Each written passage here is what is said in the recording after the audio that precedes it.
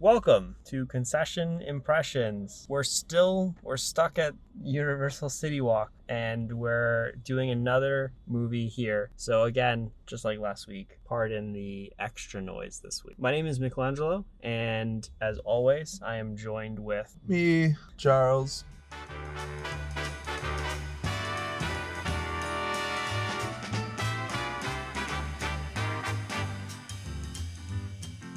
Nice. All right. See, already we're starting off on a better foot than last week. I feel like last week was just so jumbled and chaotic.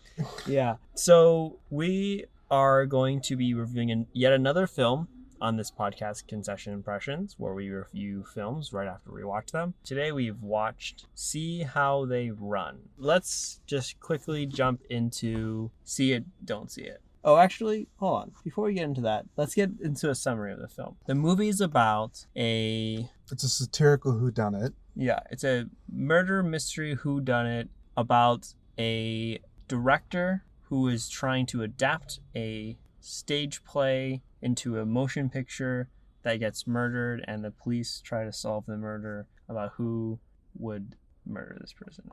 Who did it? Who done it? Specifically, they're trying to adapt The Mousetrap, Agatha Christie's. And I guess, is it actually? I actually haven't read that one. I haven't either, but I'm pretty sure it is one of hers, yes. She wrote a lot of stuff. Yeah, Agatha Christie novel, who, if you don't know who Agatha Christie is, like almost the master of whodunits. Yep. Yeah, cool. So now, Chase, tell me, would you recommend someone to watch this film? Yeah, I thought it was a good time. I enjoyed it. There was a little bit of a lull in the middle, but overall solid film. Had some fun moments. Mm-hmm. Not super memorable. Especially there are some great movies in the satirical whodunit category.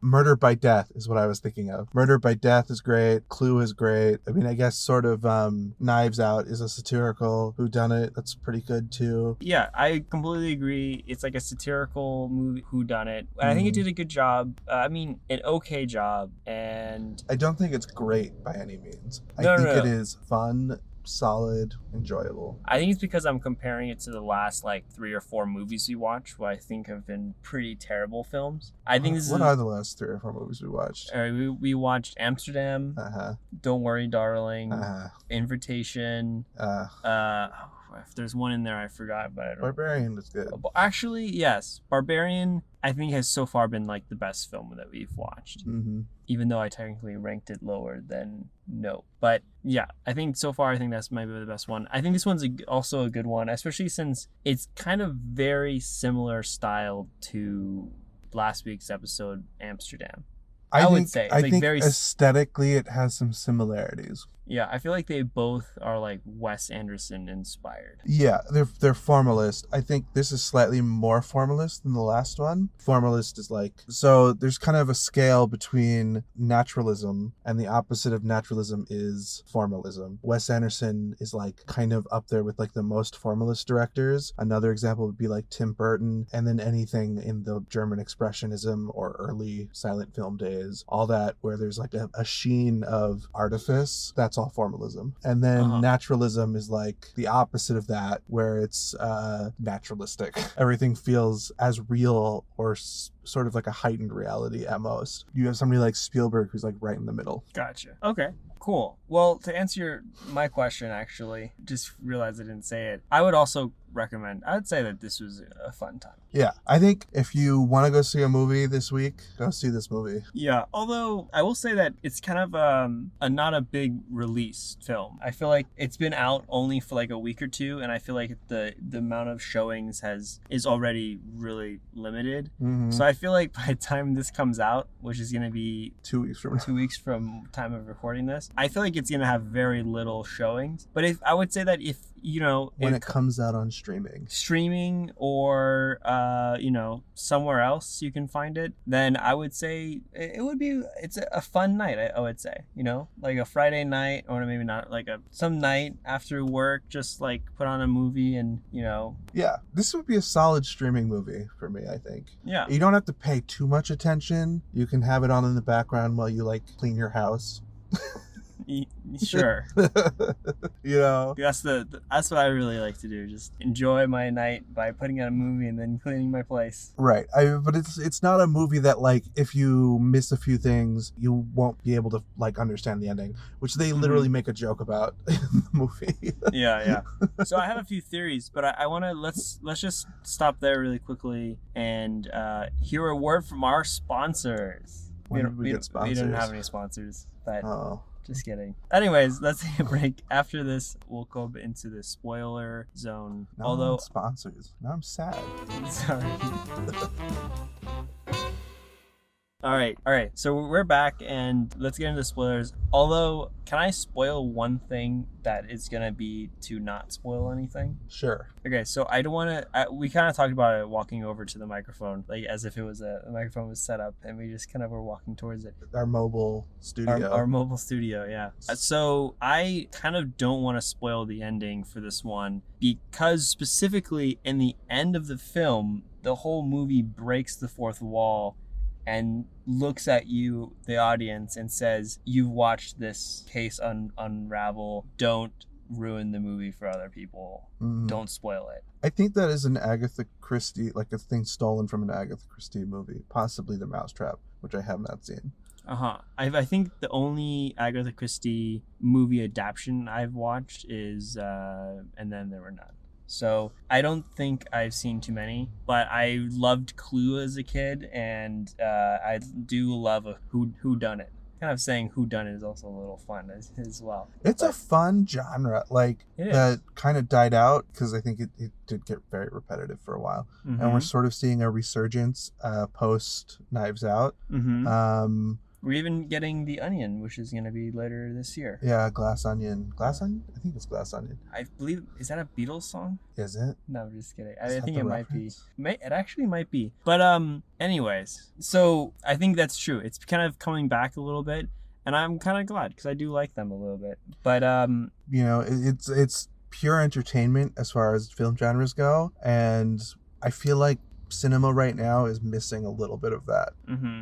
Cinema is kind of taking itself a little too seriously as of late. Yeah. And I think films like Barbarian, See How They Run, a film that we haven't reviewed but was also good, The Outfit, which came out earlier this year, are really just like harkening back to old school, classical, not like classic Hollywood, but like just pure entertainment genre films. The good old days, the early 2000s. Well, I would say like the early 70s.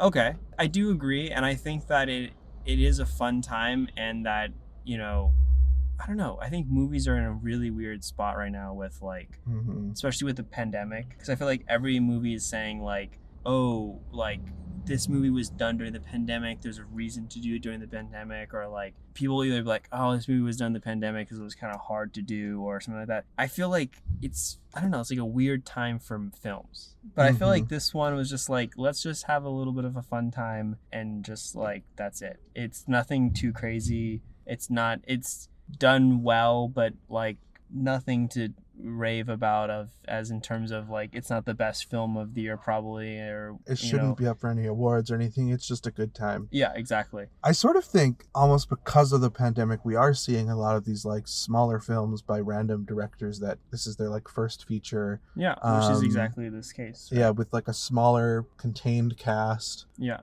In, you know, a few contained locations. Wait, can I really quickly, because you mentioned cast, so I'm terrible with that. I love Adrian Brody. He's like one of my favorite actors, so I liked him in this a lot. I thought he was perfectly used in this. I think he was, especially going back to last week's episode with such an ensemble cast where most of them were used very poorly. I think Adrian Brody was, did a small-ish part in this film, but I think was used great. He was to great effect. Yeah. I forget the actor in the film. Is he the guy from Sam Rockwell? Possibly. He was the Vector. Oh no, I meant the other actor. Edward Norton. Knock off Edward Norton, you mean? Sam Rockwell and Edward Norton do kind of run in a similar circle, but Sam Rockwell's actually, I think, a much better actor. Interesting. Well, I will say that Edward Norton is a great actor, and he does certain parts, especially very unlikable parts, extraordinarily well. Sam Rockwell is just one of my favorite actors. I will say that most actors in this film, I'm like, other than Adrian Brody, I'm like, I know this person. I can't put my finger on it. I don't know their names. I don't know. I can't remember what other films they are, but I've definitely seen them in other films, and I definitely forgot their names. I think that is why Adrian Brody was perfectly used in this, because he was the main attraction for a lot of people, I'm sure, and he also basically disappears. Well, I think we can. It's safe to say that he's the one that's murdered in the beginning. Yeah, because I will say that it's not really a spoiler. I would say because it happens immediately in the beginning, right? And second, it's also in the trailer. Sure, I haven't seen. I did. Oh, okay.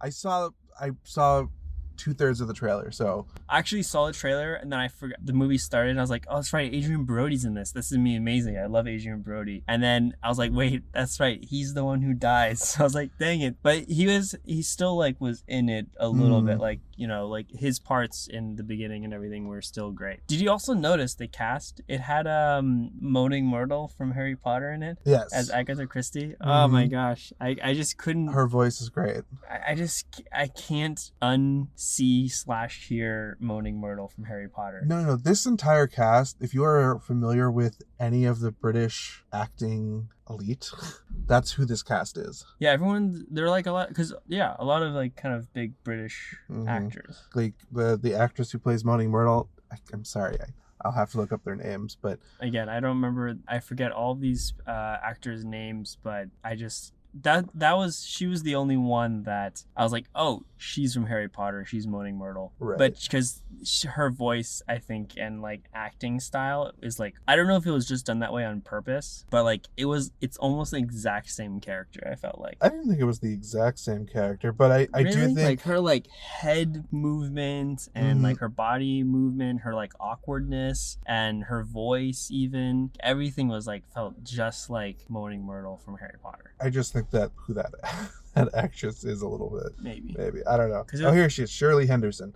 Shirley Henderson, she's a big actress. The woman who is the wife of the film producer is the sister in... Could I say I have a theory? Sure. That, I don't know if you thought this. I will say honestly that the twist in this film, I don't want to talk about it too much because I don't want to spoil anything, is that I actually kind of didn't see the twist. Maybe I'm dumb. Maybe that's why I like the whodunit movies. But I didn't really think I kind of caught on to who did it. Well, if you do a whodunit right, you shouldn't know. Because it's always going to be the person who you least expect, because they're the person who has been hidden by the direction. Yeah, I know there's always like the red herrings in a whodunit and everything like that. And I kind of was like, oh, okay, I can kind of think maybe it's not this person, this person, this person. But then at the same time, it's like, I always like watch a whodunit with someone and then I'm like, oh, I didn't know who was going to be. Like even like Knives Out or anything like that. And everyone always afterwards like,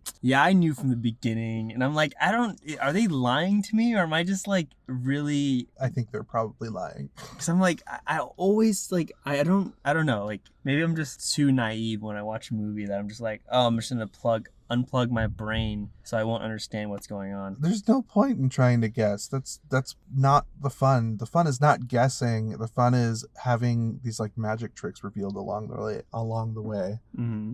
You know? Yeah. So, and also meeting all these great character actors and their weird, ridiculous characters. Yeah. But one thing I guess they kind of were joking about it, but do you think that this movie is the adaptation of the play? No. I thought that's what they were hinting at. That was the second twist ending, is that actually this movie is the adaptation. Could be. I mean, I suppose there's a reading of it that could be that way. Yeah, sure. That's how I read it. Sure. That kind of made it a little better to me because I was like, that's kind of cool. The ending was fun. I think the best parts for me were the beginning and the end. The end, and then the like first half of the middle section where they're interviewing everybody. Yeah, there, like you said earlier, there is like a little bit of a lull in the middle. Yeah. That I kind of felt like almost like, oh, are we almost there kind of thing? And then And then it kind of like picked up again, and I was like, oh, okay, we're in the last act here. We have still like another 20, 30 It kind of minutes. like almost ends a couple times, but it has like a twist double ending almost. Yeah. Triple ending. Triple ending almost. Like twist 3 times at the end. Yeah. 3 or 4 times. I don't even know how many times. Which is good. I mean, because they make it very apparent. Oh, whodunits. Everyone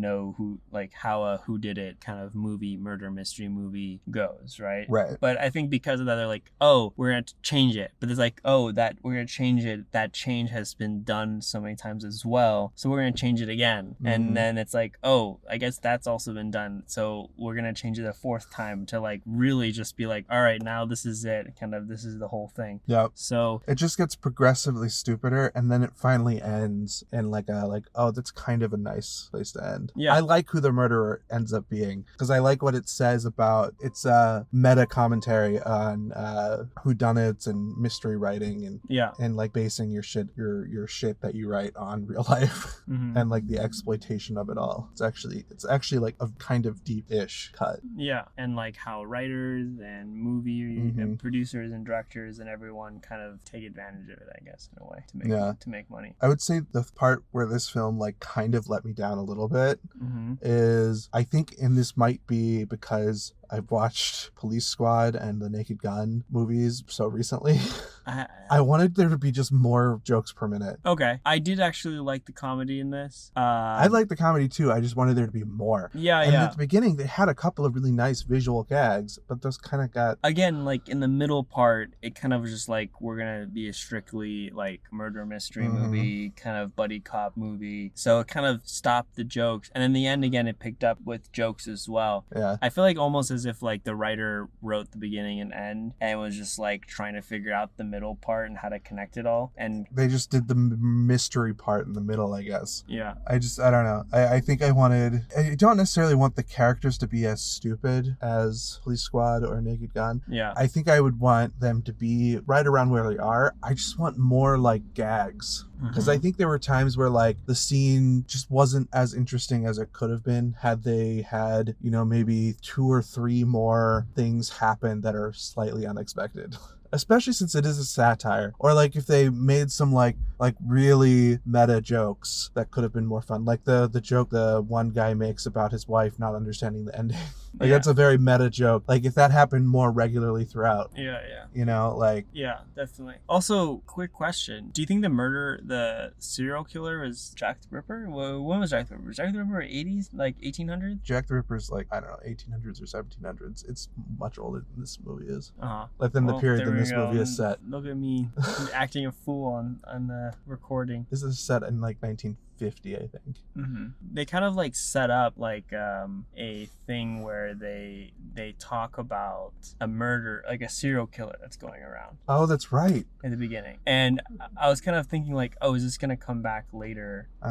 Or... It never does. Yeah, it doesn't. So I was kind of wondering if that was going to be a part of the movie, or I was thinking like, oh, maybe it's going to be like setting up I think that movie. was all just a joke that set up for that one joke. Oh, you think this is all for you? Nope. Which again, that's another area where that could have been done visually and made more interesting. You know who I would have loved to see direct something like this?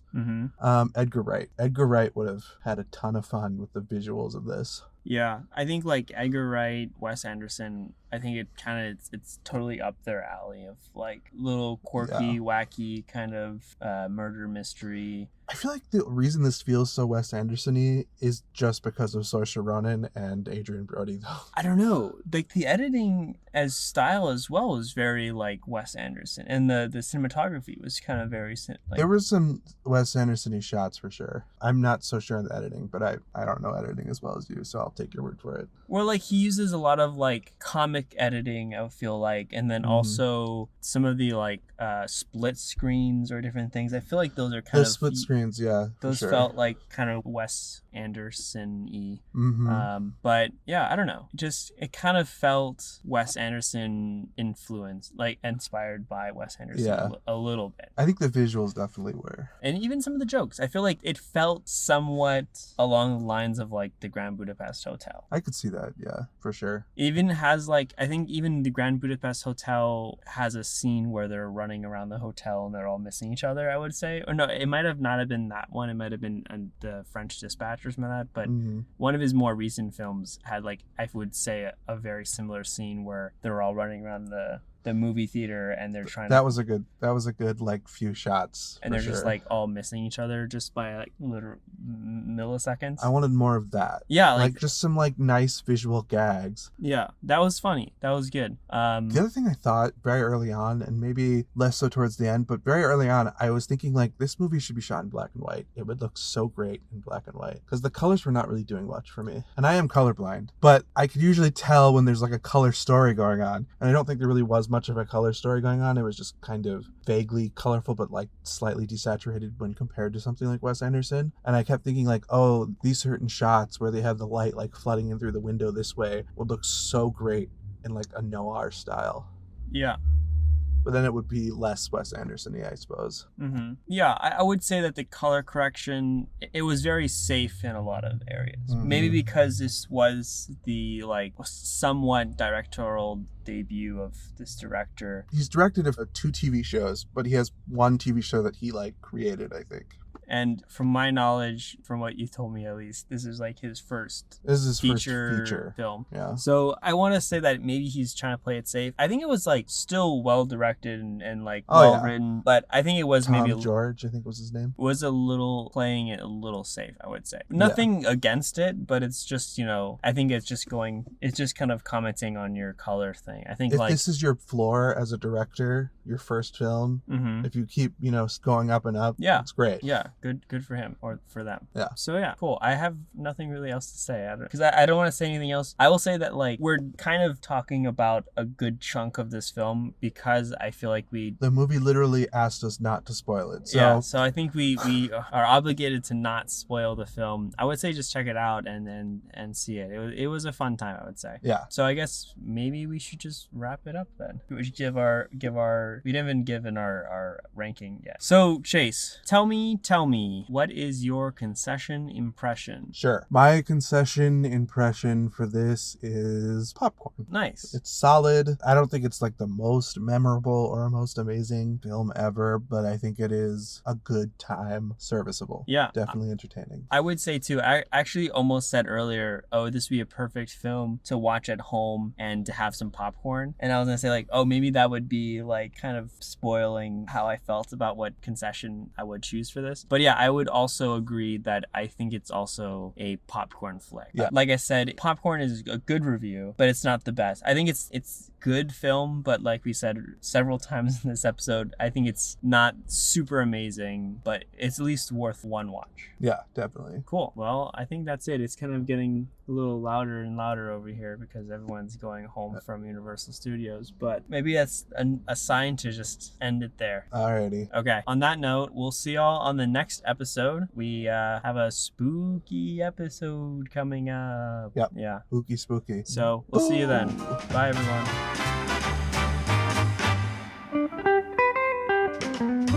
Thanks for listening to Concession Impressions. The show is hosted and produced by Charles Helbeck and myself, Michelangelo White.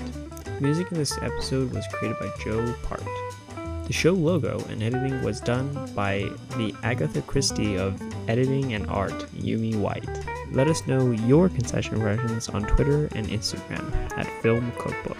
Yeah, I think everyone should maybe go see this one because, I don't want to spoil the ending. So this is the first time we're going to be doing a spoil-free episode. So please check it out. Listen to this episode again after you watch the movie, and I want to hear your thoughts. So let us know on Twitter or on Instagram. That's all for this week. We are going to be having some spooky episodes coming up for Halloween, so hope you all look forward to that. Till next time, hope you all have a great week. Bye.